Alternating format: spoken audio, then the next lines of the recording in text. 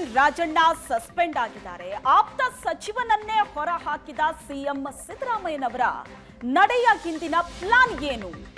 CM ಆಪ್ತ ಬಳಗದಲ್ಲಿದ್ದವರು K N Rajanna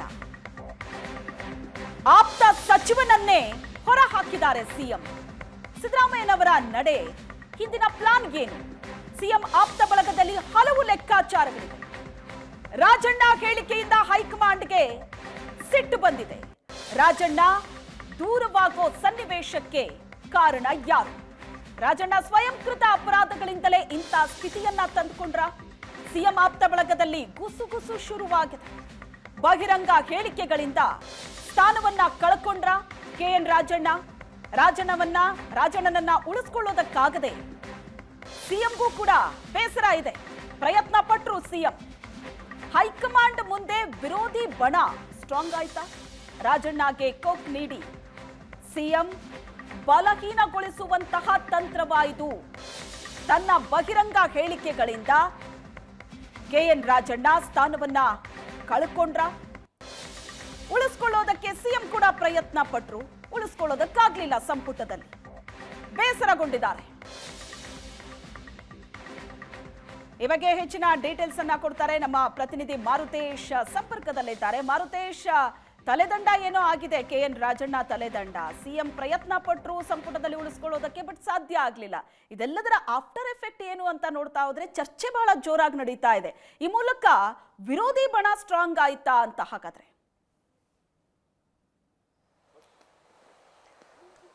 Shweta, ವಿರೋಧಿ ಬಣ ಸ್ಟ್ರಾಂಗ್ ಅನ್ನೋದಕ್ಕಿಂತ ರಾಜಣ್ಣ ಅವರ ಸ್ವಯಂಕೃತ ಅಪರಾಧ ಅಂತ ಹೇಳಿದ್ರೆ ತಪ್ಪಾಗ್ಲಿಕ್ಕಿಲ್ಲ. ಮುಖ್ಯಮಂತ್ರಿಗಳು ಜಸ್ಟಿಫಿಕೇಶನ್ ಮಾಡಬಹುದಾದಂತಹ ಯಾವ ಅಂಶಗಳು ಕೂಡ ಉದ್ಭವ ಆಗಿಲ್ಲ.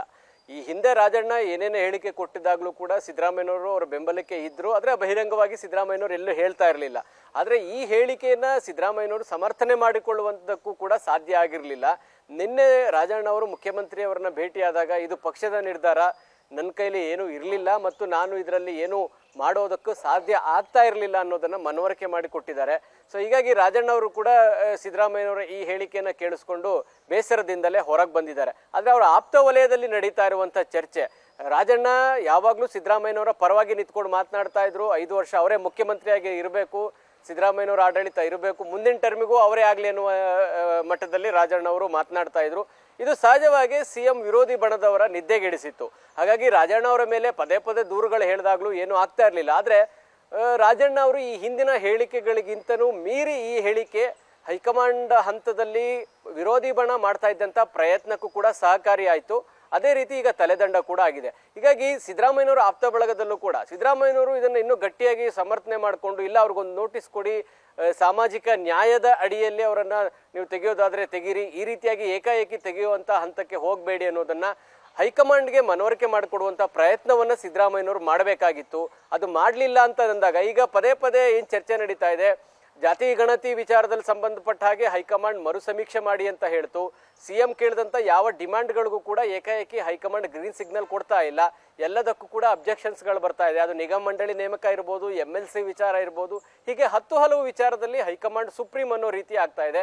ಹೀಗಾಗಿ ಸಿದ್ದರಾಮಯ್ಯನವರು ಈ ಅವಧಿಯಲ್ಲಿ ಹೆಚ್ಚು ಸ್ಟ್ರಾಂಗ್ ಇಲ್ಲ, ಅವರು ಸಾಮರ್ಥ್ಯವನ್ನ ಶಕ್ತಿಯನ್ನ ಕಳೆದುಕೊಳ್ತಾ ಇದ್ದಾರೆ ಅನ್ನುವಂಥ ಚರ್ಚೆಗೆ ಅವರ ಆಪ್ತ ವಲಯಕ್ಕೆ ಈ ಒಂದು ಆಗಿರ್ತಕ್ಕಂಥ ಬೆಳವಣಿಗೆ ಕೂಡ ಕಾರಣ ಇದೆ. ಯಾಕಂದ್ರೆ ಸಿದ್ದರಾಮಯ್ಯನವರು ಮನಸ್ಸು ಮಾಡಿದ್ರೆ ಅವರ ರಾಜೀನಾಮೆ ಪಡೆಯೋದಕ್ಕಿಂತ ಮುಂಚೆ ನೀವೊಂದು ನೋಟಿಸ್ ಕೊಡಿ, ನಿಯಮದ ಪ್ರಕಾರ ಅವರ ರಾಜೀನಾಮೆ ಪಡೆಯೋಣ ಅನ್ನುವಂಥ ಒತ್ತಡವನ್ನ ಹಾಕಬಹುದಾಗಿತ್ತು. ಆದ್ರೆ ಹಾಕದೇ ಇರುವಂಥದ್ದನ್ನ ನೋಡಿದಾಗ ಹೈಕಮಾಂಡ್ನ ಸೂಚನೆಯನ್ನ ಚಾಚೂ ತಪ್ಪದೆ ಪಾಲಿಸಬೇಕಾದಂತಹ ಪರಿಸ್ಥಿತಿಗೆ ಸಿದ್ದರಾಮಯ್ಯನವರು ತಲುಪಿದ್ದಾರೆ. ಈ ಅವಧಿಯಲ್ಲಿ ಆ ಥರದ ಒಂದು ಪರಿಸ್ಥಿತಿ ನಿರ್ಮಾಣ ಆಗಿದೆ. ಹೀಗಾಗಿ ವಿರೋಧಿ ಬಣ ಸಿದ್ದರಾಮಯ್ಯನವರಿಗಿಂತಲೂ ಸ್ಟ್ರಾಂಗ್ ಇದೆ ಅನ್ನುವಂಥ ರೀತಿಯಲ್ಲಿ ಸಿದ್ದರಾಮಯ್ಯನವರ ಆಪ್ತ ವಲಯದಲ್ಲಿ ಚರ್ಚೆ ನಡೀತಾ ಇದೆ. ಅದೇನೇ ಇದ್ರೂ ಕೂಡ ತಮ್ಮ ಆಪ್ತನ ಪರಮಾಪ್ತ ಸಚಿವರಾಗಿದ್ದಂತಹ ರಾಜಣ್ಣ ಅವರ ರಾಜೀನಾಮೆಯನ್ನ ಈ ರೀತಿಯಾಗಿ ವಜಾಗೊಳಿಸುವಂತ ಪರಿಸ್ಥಿತಿ ಸಿದ್ದರಾಮಯ್ಯನವರಿಗೆ ಬಂದಿರೋದು ಬಹಳ ನೋವಿನಿಂದಲೇ ಈ ತೀರ್ಮಾನವನ್ನ ಸಿದ್ದರಾಮಯ್ಯನವರು ತೆಗೆದುಕೊಳ್ಳಬೇಕಾದಂತ ಪರಿಸ್ಥಿತಿಗೆ ಸಿಲುಕಿದ್ದಂತೂ ಬಹಳ ಸ್ಪಷ್ಟ. ಅದಕ್ಕೆ ಕಾರಣ ರಾಜಣ್ಣ ಅವರ ಹೇಳಿಕೆಯೂ ಅನ್ನುವಂಥದ್ದು ಅಷ್ಟೇ ಸತ್ಯ. Shweta, thank you Marutesh. ನಿಮ್ಮೆಲ್ಲ ಡೀಟೇಲ್ಸ್ಗೆ.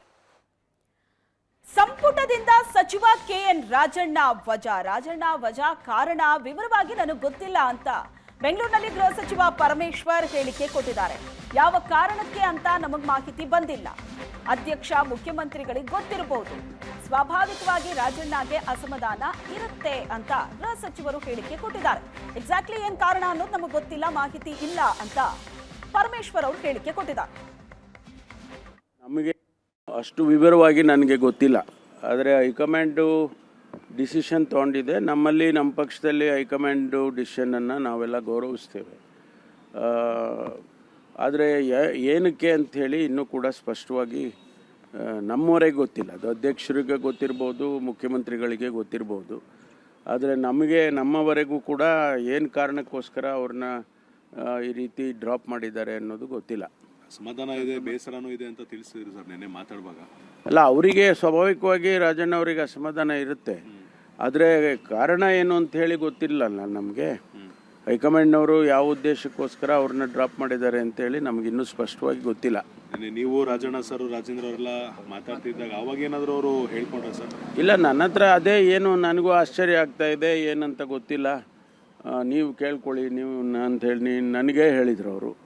ನೀವು ಕೇಳಿ, ನಿಮಗೆ ಹೈಕಮಾಂಡ್ನಲ್ಲಿ ಪರಿಚಯ ಇದ್ದಾರೆ, ಅದರಿಂದ ಕೇಳ್ಕೊಳ್ಳಿ ಅಂತ ನನಗೇ ಹೇಳಿದರು. ನಾನು ಯಾರನ್ನು ಕೂಡ ಕಾಂಟ್ಯಾಕ್ಟ್ ಮಾಡೋಕ್ಕೆ ಪ್ರಯತ್ನ ಮಾಡಲಿಲ್ಲ. ಯಾಕೆಂತಂದರೆ ಈಗ ಡಿಸಿಷನ್ ಆಗೋಗಿದೆ. ಅವರು ರಾಜೀನಾಮೆನೂ ಕೂಡ ಮಧ್ಯಾಹ್ನದಷ್ಟೊತ್ತಿಗೆ ಅವರು ಕೊಟ್ಟಿದ್ದಾರೆ.